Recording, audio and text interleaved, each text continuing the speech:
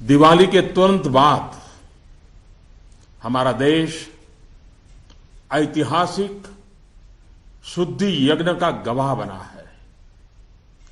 125 करोड़ देशवासियों के धैर्य और संकल्प शक्ति से ये जो शुद्धि यज्ञ चला, आने वाले अनेक वर्षों तक यह देश की दिशा निर्धारित करने में अहम भूमिका निभाएगा। ईश्वर दत्त मानव स्वभाव अच्छाइयों से भरा रहता है, लेकिन समय के साथ आई विकृतियां, बुराइयों के जंजाल में वो घुटन महसूस करने लगता है।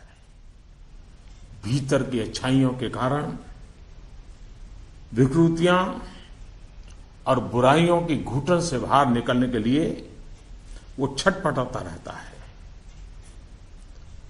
हमारे राष्ट्र जीवन और समाज जीवन में भ्रष्टाचार, काला धन, जाली नोटों के जाल ने ईमानदार को भी घुटने टेकने के लिए मजबूर कर दिया था।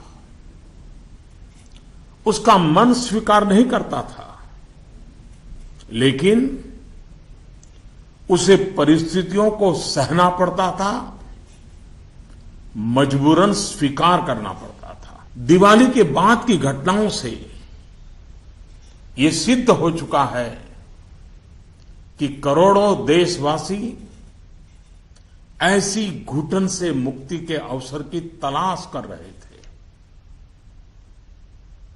हमारे देशवासियों की अंतर ऊर्जा को हमने कई बार अनुभव किया है, चाहे सन 62 की लड़ाई हो, 65 की लड़ाई हो, 71 की लड़ाई हो, करगिल का युद्ध हो। भारत के कोटि कोटि नागरिकों की संगठित शक्तियों और अप्रतिम देशभक्ति के हमने दर्शन किए हैं। कभी ना कभी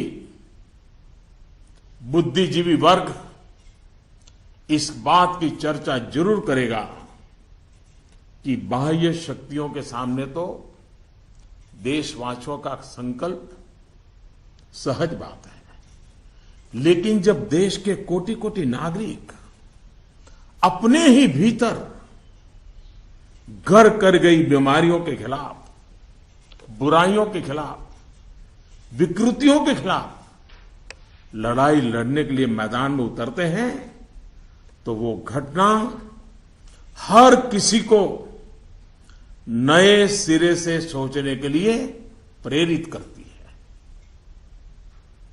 दिवाली के बाद लगातार देशवासी दृढ़ संकल्प के साथ, अप्रतिम धैर्य के साथ, त्याग की पराकाष्ठा करते हुए, कष्ट झेलते हुए बुराइयों को पराजित करने के लिए लड़ाई लड़ रहे हैं। जब हम कहते हैं कि कुछ बात है कि हस्ती मिटती नहीं हमारी, कुछ बात है कि हस्ती मिटती नहीं हमारी, इस बात को देशवासियों ने जी करके दिखाया है। कभी लगता था सामाजिक जीवन की बुराइयां, विकृतियां जाने अनजाने में, इच्छा अनिच्छा से हमारी जिंदगी का हिस्सा बन गए हैं। लेकिन 8 नवंबर के बाद की घटनाएं हमें पुनर्विचार करने के लिए मजबूर करती हैं। 125 करोड़ देशवासियों ने तकलीफें झेलकर, कष्ट उठाकर ये सिद्ध कर दिया है कि हर हिंदुस्तानी के लिए सच्चाई और अच्छाई कितनी अहमियत रखती है। काल के कपाल पर यह अंकित हो चुका है कि जनशक्ति का सामर्थ्य क्या होता है। उत्तम अनुशासन किसे कहते हैं? अपप्रचार की आंधी में सत्य को पहचानने की विवेक बुद्धि किसे कहते हैं? सामर्थ्यवान बेबाक बेईमान के सामने ईमानदारी का संकल्प कैसे विजय पाता है? गरीबी से बाहर निकलने को आतुर जिंदगी भव्य भारत के निर्माण के लिए क्या कुछ नहीं कर सकती? देशवासियों ने जो कष्ट झेला है वो भारत के उज्जवल भविष्य के लिए नागरिकों के त्याग की मिसाल है। 125 करोड़ देशवासियों ने संकल्पबद्ध होकर अपने पुरुषार्थ से, अपने परिश्रम से, अपने पसीने से उज्जवल भविष्य की आधारशिला रखी है। आमतौर पर जब अच्छाई के लिए आंदोलन होते हैं तो सरकार और जनता आमने सामने होती है। ये इतिहास की ऐसी मिसाल है जिसमें सच्चाई और अच्छाई के लिए सरकार और जनता दोनों मिलकर कंधे से कंधा मिलाकर लड़ाई लड़ रहे हैं। मेरे प्यारे देशवासियों, मैं जानता हूं कि बीते दिनों आपको अपना ही पैसा निकालने के लिए घंटों लाइन में लगना पड़ा, परेशानी उठानी पड़ी। इस दौरान मुझे सैकड़ों हजारों चिट्ठियां भी मिली हैं। हर किसी ने अपने विचार रखे हैं, संकल्प भी दोहराया है, साथ ही साथ अपना दर्द भी मुझसे साझा किया है। इन सब में एक बात मैंने हमेशा अनुभव की, आपने मुझे अपना मानकर के बातें कही हैं। भ्रष्टाचार, कालाधन, जाली नोट के खिलाफ लड़ाई में आप एक कदम भी पीछे नहीं रहना चाहते हैं। आपका ये प्यार आशीर्वाद की तरह है। अब प्रयास यह है कि नववर्ष में हो सके उतना जल्दी बैंकों को सामान्य स्थिति की तरफ ले जाया जाए। सरकार में इस विषय से जुड़े सभी जिम्मेदार व्यक्तियों से कहा गया है कि बैंकिंग व्यवस्था को सामान्य करने पर ध्यान केंद्रित किया जाए। विशेषकर ग्रामीण इलाकों में, दूर दराज वाले इलाकों में प्रोएक्टिव होकर के हर छोटी से छोटी कमी को दूर किया जाए ताकि गांव के नागरिकों की, किसानों की कठिनाइयां खत्म हो। प्यारे भाइयों और बहनों, हिंदुस्तान ने जो करके दिखाया है ऐसा विश्व में तुलना करने के लिए कोई उदाहरण नहीं है। बीते कुछ वर्षों में 1000 और 500 के नोट सामान्य प्रचलन में कम और पैरेलल इकोनॉमी में ज्यादा चल रहे थे। हमारी समकक्ष जो अर्थव्यवस्था वाले देशों में भी इतना कैश नहीं होता जितना हमारे यहां पहाड़ के पहाड़ हो गए। हमारी अर्थव्यवस्था में बेतहाशा बढ़े हुए नोट महंगाई बढ़ा रहे थे। कालाबाजारी बढ़ा रहे थे, देश के गरीब से उसका अधिकार छीन रहे थे। अर्थव्यवस्था में कैश का अभाव, नगद का अभाव तकलीफदेह है। तो हम ये भी न भूले, कैश का प्रभाव, नगद का प्रभाव और अधिक तकलीफदेह होता है। हमारा ये प्रयास है कि इसका संतुलन बना रहे। एक बात में सभी अर्थशास्त्रियों की सहमति है कि कैश अथवा नगद अगर अर्थव्यवस्था से बाहर होते हैं तो विपत्ति है। वही कैश या नकद अगर अर्थव्यवस्था की मुख्य धारा में हो तो विकास का साधन बनता है। इन दिनों करोड़ों देशवासियों ने जिस धैर्य, अनुशासन और संकल्प शक्ति के दर्शन कराए हैं, अगर आज लाल बहादुर शास्त्री होते, जयप्रकाश नारायण होते, राम मनोहर लोहिया होते, कामराज जी होते, तो अवश्य देशवासियों को भरपूर आशीर्वाद देते। किसी भी देश के लिए ये एक शुभ संकेत है कि उसके नागरिक कानून और नियमों का पालन करते हुए गरीबों की सेवा में सरकार की सहायता के लिए मुख्य धारा में वापस आना चाहते हैं।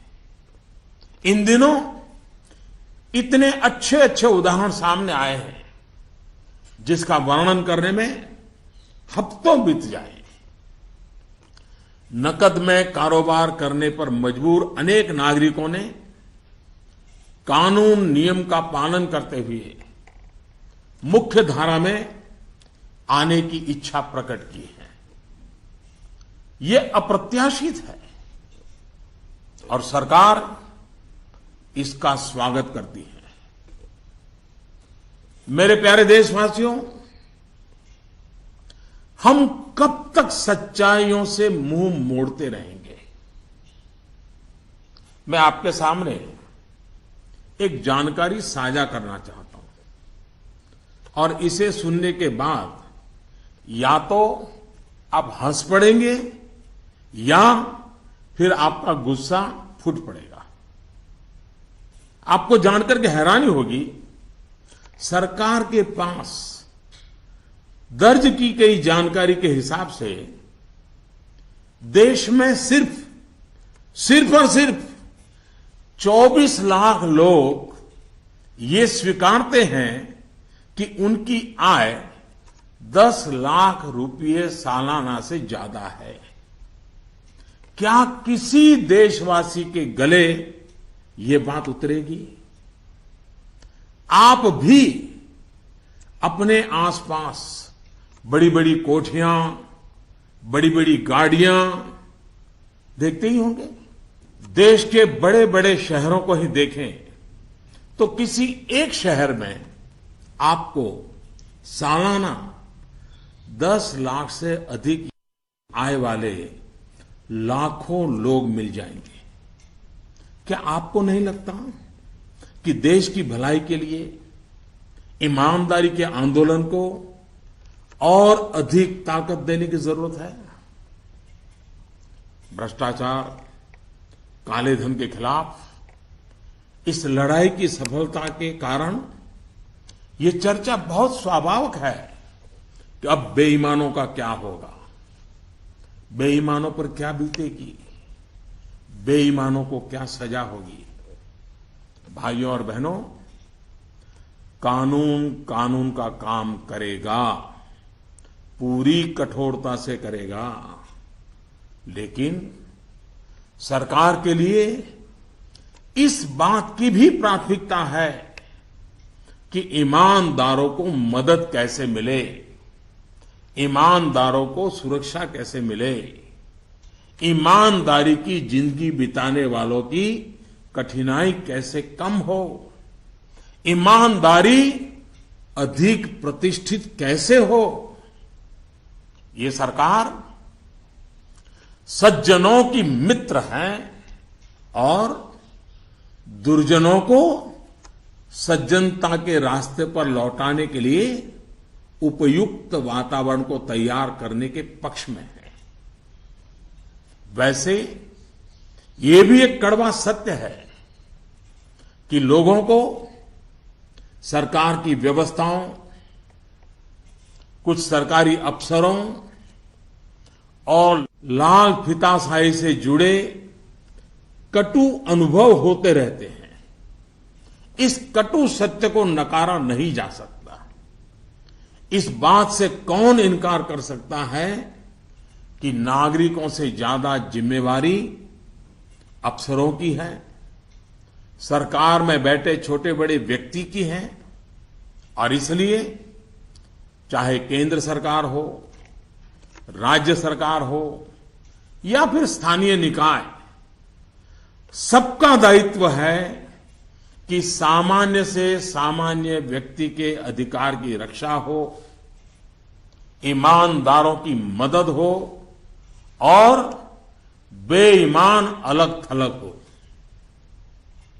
दोस्तों, पूरी दुनिया में एक सर्वसामान्य तथ्य है कि आतंकवाद, नक्सलवाद, जाली नोटों का कारोबार, ड्रग के धंधे से जुड़े लोग, मानव तस्करी से जुड़े लोग, हथियारों के कारोबार में लगे लोग, ये सब लोग काले धन पर ही निर्भर रहते हैं। ये समाज और सरकारों के लिए नासूर बन गया है। इस एक निर्णय ने इन सब पर गहरी चोट पहुंचाई है। आज काफी संख्या में नौजवान हिंसा का रास्ता छोड़ मुख्य धारा में लौट रहे हैं।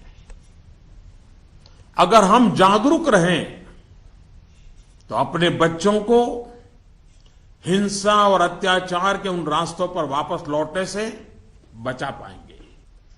इस अभियान की सफलता इस बात में भी है कि अर्थव्यवस्था की मुख्य धारा से बाहर जो धन था वो बैंकों के माध्यम से अर्थव्यवस्था की मुख्य धारा में वापस आ गया है।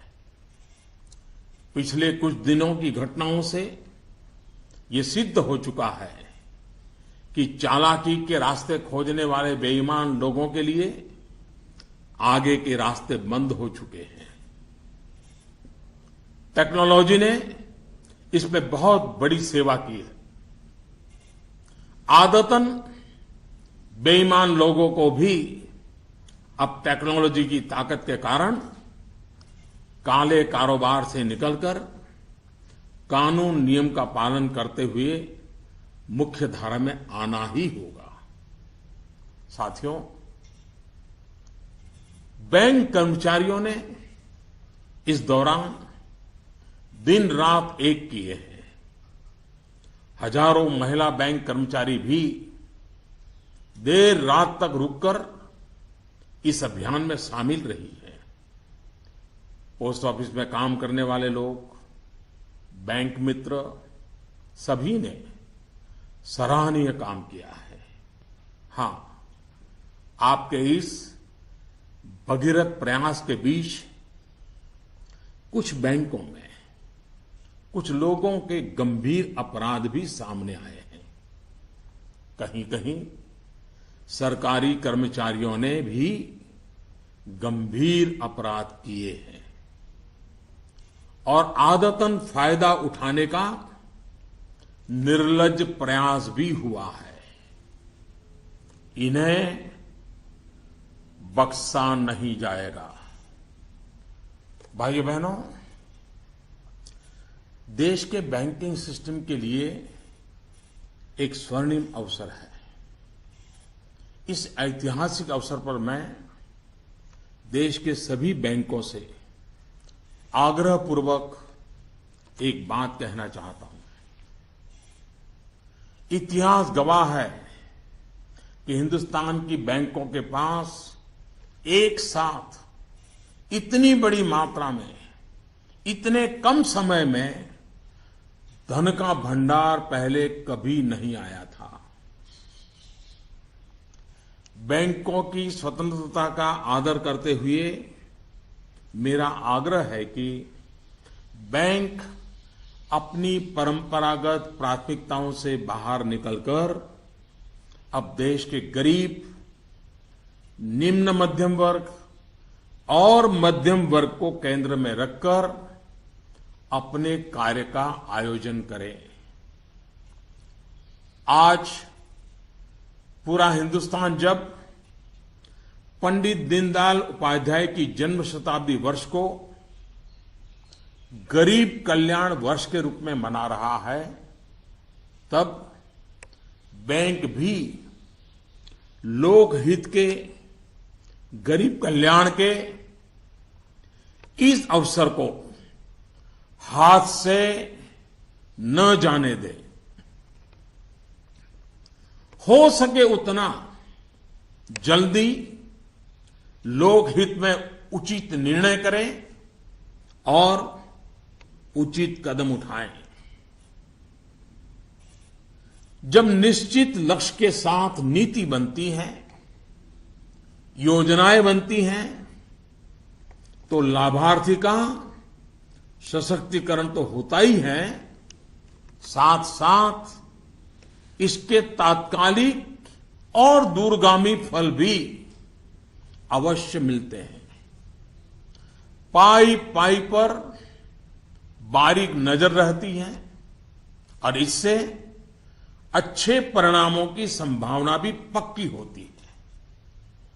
गांव, गरीब, किसान, दलित, पीड़ित, शोषित, वंचित और हमारी महिलाएं जितनी सशक्त होगी, आर्थिक रूप से अपने पैरों पर खड़ी होगी, देश उतना ही मजबूत बनेगा और विकास भी उतना ही तेज होगा। सबका साथ, सबका विकास, इस ध्येय वाक्य को चरितार्थ करने के लिए नववर्ष की पूर्व संध्या पर देश के 125 करोड़ नागरिकों के लिए सरकार कुछ नई योजनाएं ला रही है। दोस्तों, स्वतंत्रता के इतने साल बाद भी देश में लाखों गरीबों के पास अपना घर नहीं है। जब अर्थव्यवस्था में काला धन बढ़ा तो मध्यम वर्ग की पहुंच से घर भी खरीदना दूर हो गया था। गरीब, निम्न मध्यम वर्ग और मध्यम वर्ग के लोग घर खरीद सकें, इसके लिए सरकार ने कुछ बड़े फैसले लिए हैं। अब प्रधानमंत्री आवास योजना के तहत शहरों में इस वर्ग को नए घर देने के लिए 2 नई स्कीमें बनाई गई हैं। इसके तहत 2017 में घर बनाने के लिए 9 लाख रुपए तक के कर्ज पर ब्याज में 4% की छूट और 12 लाख रुपए तक के कर्ज पर ब्याज में 3% की छूट दी जाएगी। सरकार ने प्रधानमंत्री आवास योजना के तहत गांवों में बनने वाले घरों की संख्या को बढ़ा दिया है। यानी जितने घर पहले बनने वाले थे उससे 33% ज्यादा घर बनाए जाएंगे। गांवों के निम्न मध्यम वर्ग और मध्यम वर्ग के लोगों की जरूरतों को ध्यान में रखते हम एक नई योजना शुरू करने जा रहे हैं। 2017 में गांव में रहने वाले जो लोग अपने घर का निर्माण करना चाहते हैं या पुराने घर में कोई विस्तार करना चाहते हैं, एक दो कमरे और बनाना चाहते हैं, ऊपर एक आध नई मंजिल बनाना चाहते हैं, उन्हें 2 लाख रुपए तक के ऋण में 3% ब्याज की छूट दी जाएगी।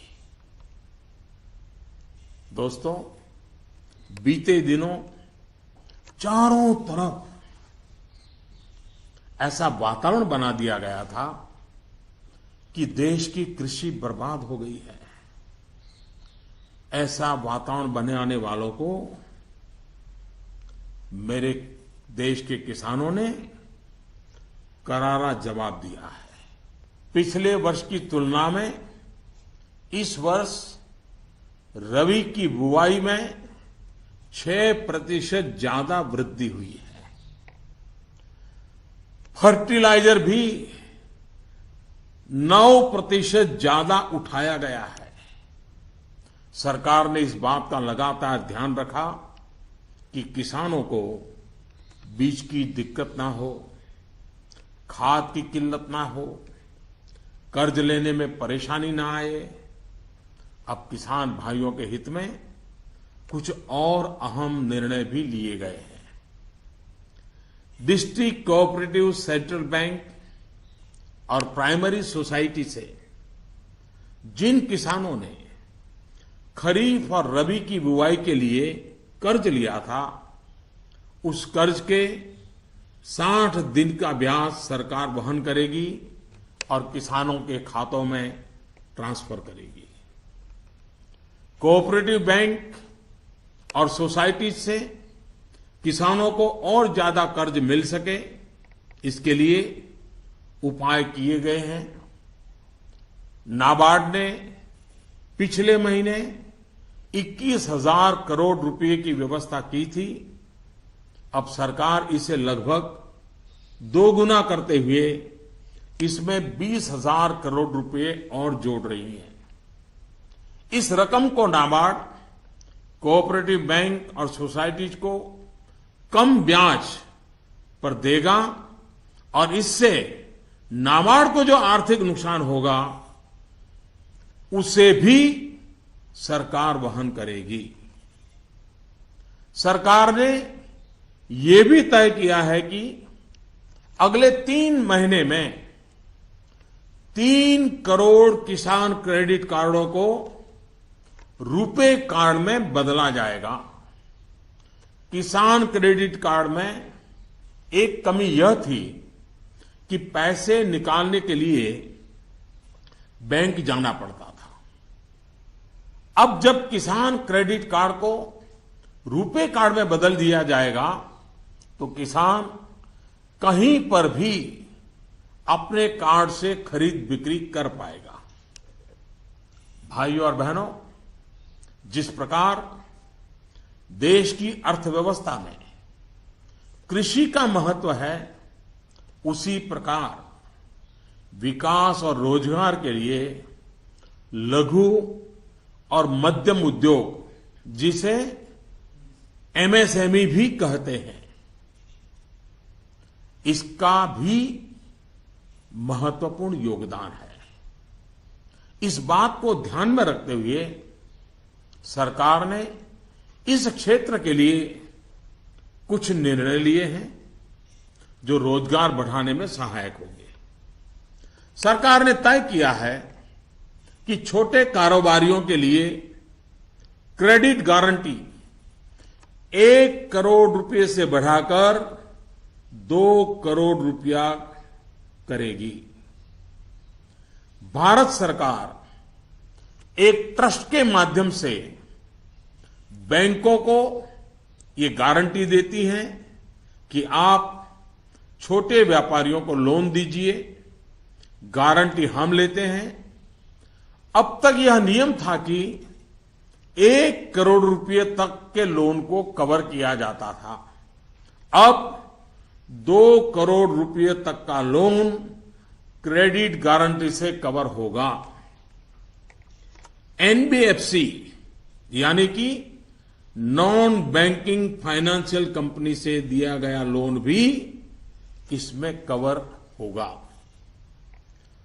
सरकार के इस फैसले से छोटे दुकानदार, छोटे उद्योगों को ज्यादा कर्ज मिलेगा। गारंटी का खर्च केंद्र सरकार द्वारा वहन करने के कारण इन पर ब्याज दर भी कम होगी। सरकार ने बैंकों को ये भी कहा है कि छोटे उद्योगों के लिए कैश क्रेडिट लिमिट को 20% से बढ़ाकर 25% करें। इसके अलावा डिजिटल माध्यम से हुए ट्रांजैक्शन पर वर्किंग कैपिटल लोन 20% से बढ़ाकर 30% तक करने को कहा गया है। नवंबर में इस सेक्टर से जुड़े बहुत से लोगों ने कैश डिपॉजिट किया है। बैंकों को कहा गया है कि वर्किंग कैपिटल तय करते वक्त इस बात का भी संज्ञान लिया जाए। कुछ दिन पहले ही सरकार ने छोटे कारोबारियों को टैक्स में बहुत बड़ी राहत देने का भी निश्चय किया था। जो कारोबारी साल में 2 करोड़ रुपए तक का व्यापार करते हैं, उनके टैक्स की गणना 8% आय को मानकर की जाती थी। अब ऐसे व्यापारी के डिजिटल लेन देन पर टैक्स की गणना 6% आय मानकर के की जाएगी। इस तरह उनका टैक्स काफी कम हो जाएगा। दोस्तों, मुद्रा योजना की सफलता निश्चित तौर पर बहुत ही उत्साहवर्धक रही है। पिछले साल करीब 3.5 करोड़ लोगों ने इसका फायदा उठाया है। दलित, आदिवासी, पिछड़ों एवं महिलाओं को प्राथमिकता देते हुए सरकार का इसे अब डबल करने का इरादा है। मैं माताओं बहनों से भी एक बात करना चाहता हूं। गर्भवती महिलाओं के लिए भी एक देशव्यापी योजना की शुरुआत की जा रही है। अब देश के सभी 650 से ज्यादा जिलों में सरकार गर्भवती महिलाओं को अस्पताल में पंजीकरण और डिलीवरी, टीकाकरण और पौष्टिक आहार के लिए 6,000 रुपये की आर्थिक मदद करेगी। ये राशि गर्भवती महिलाओं के अकाउंट में ट्रांसफर की जाएगी, सीधी उनके खाते में जमा कर दी जाएगी। देश में माता मृत्यु दर को कम करने में इस योजना से बड़ी सहायता मिलेगी।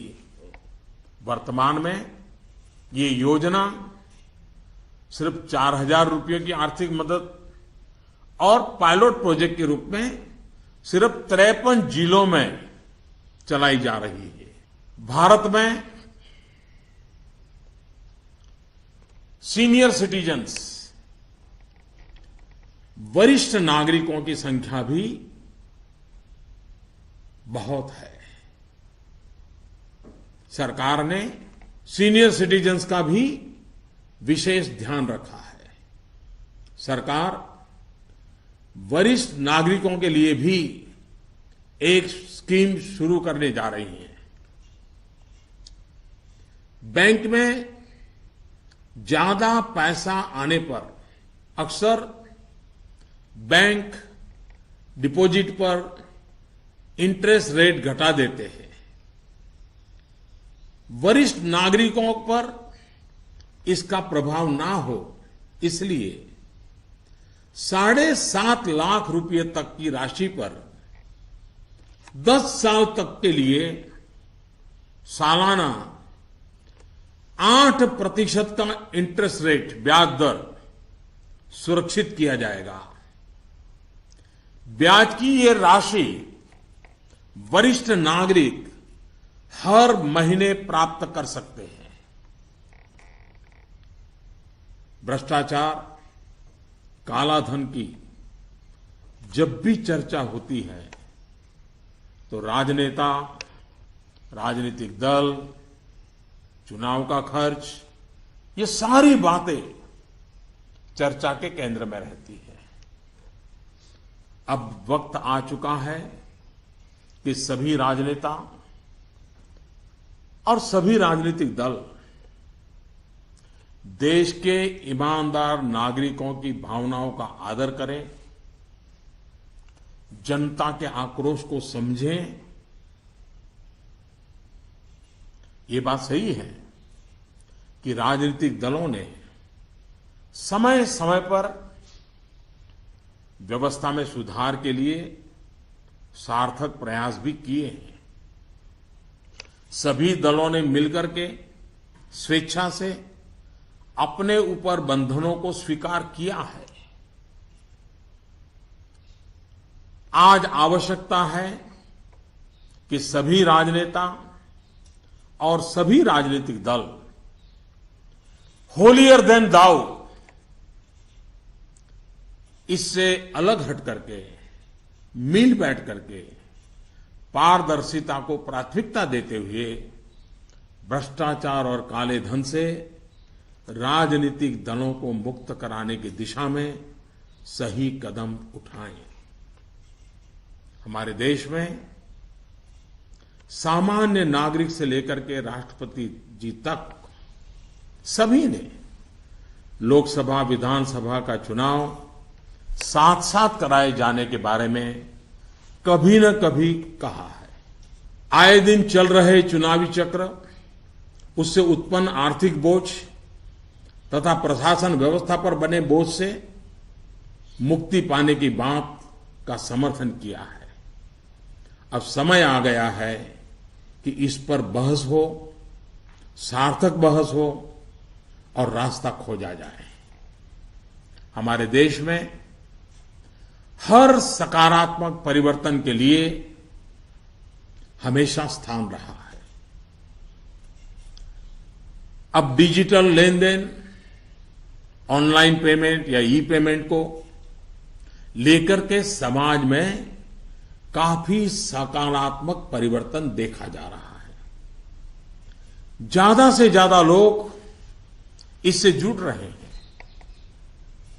कल ही सरकार ने बाबा साहेब भीमराव आंबेडकर के नाम पर डिजिटल ट्रांजैक्शन के लिए पूरी तरह एक स्वदेशी प्लेटफॉर्म भीम लॉन्च किया है। भीम यानी भारत इंटरफेस फॉर मनी। मैं देश के युवाओं से, व्यापारी वर्ग से, किसानों से आग्रह करता हूं कि भीम से ज्यादा जुड़े। साथियों, दिवाली के बाद जो घटनाक्रम रहा, निर्णय हुए, नीतियां बनी, इनका मूल्यांकन अर्थशास्त्री तो करेंगे ही, लेकिन अच्छा होगा कि देश के समाजशास्त्री, इतिहासविद भी इस पूरे घटनाक्रम, निर्णय और नीतियों का मूल्यांकन करें। एक राष्ट्र के रूप में भारत का गांव, गरीब, किसान, युवा, पढ़े लिखे, अनपढ़, पुरुष, महिला, सबने अप्रतिम धैर्य और लोक शक्ति का दर्शन कराया है। कुछ समय के बाद